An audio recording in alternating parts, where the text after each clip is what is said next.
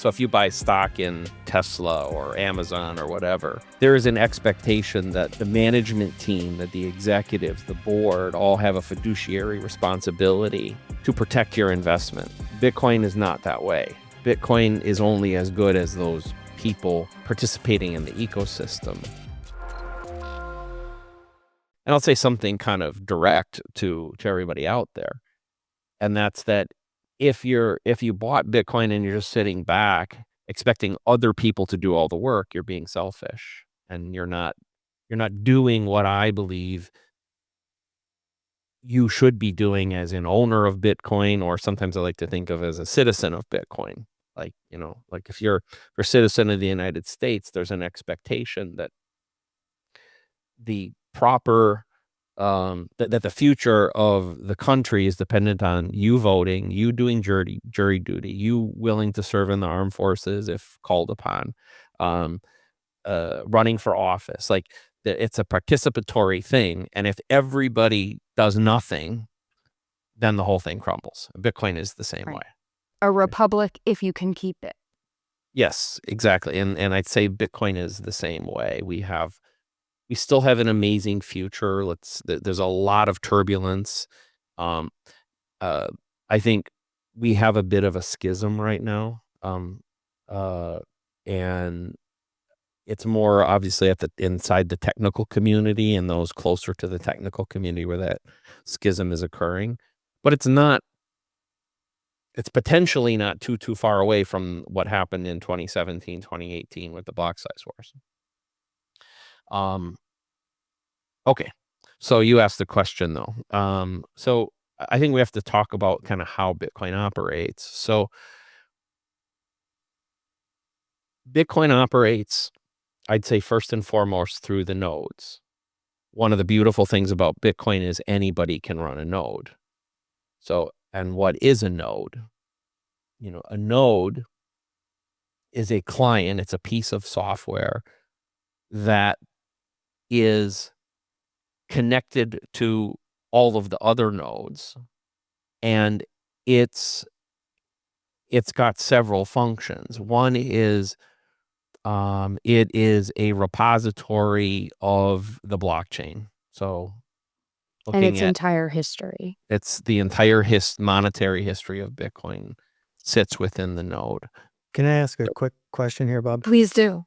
Yeah. So understanding what a node is and thinking about what somebody observing this podcast might think, well, what's the difference between a node and having, why is it important that individuals can run a node versus just having the whole system run at AWS? Amazon Web Services, which is the cloud. Yeah. For those. So it's important because we remove the trust factor that you as an individual have this amazing right to see everything that's occurring within the network and decide whether or not, we're going to get to this in a minute, you decide whether or not new things that are presented to you fit within what's called consensus, that they are acceptable and worthy of still being part of the network. So you get to decide that. Unlike your bank, with your bank, you place all of your faith in the bank. So you, whether if you have a checking account, for instance, it is their record of the events that matters. And in the end, it's completely dependent upon their permission to allow you to move your money around. So Bitcoin is completely differently in that when you run a node, when you manage your wallet through that node, then you have full discretion of the movement of your money. You actually decide what Bitcoin is. And we'll kind of come back to this in a second. You decide what transactions that even that aren't yours are worthy of relaying to others within the network. So, which kind of goes back to that. So, what is a node? So you have this little island or dot within the Bitcoin ecosystem. There are tens of thousands of other people doing the same thing. You're connected directly to several of them, but through kind of a spider web of network, you ultimately connect to all of the nodes. On your node, you have a repository, the blockchain of the entire history.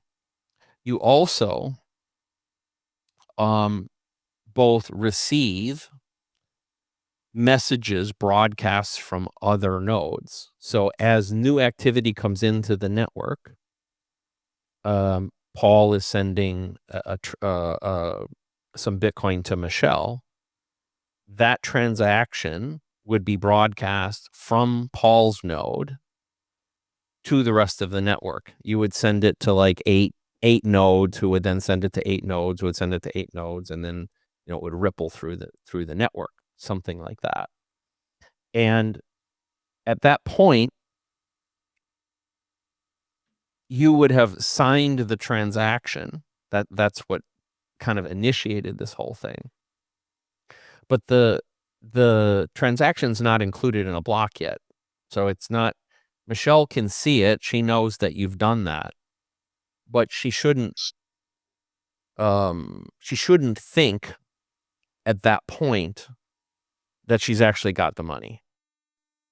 So if she was buying, Paul, if you were buying Michelle's car, just because Michelle saw that broadcast, she shouldn't turn over the title and the keys yet. Like, she's got some other things have to happen. And so what has happened is, let's say Bob, who's an independent party, I have a node. Some other node relays to me that they see that transaction. Now, on my node,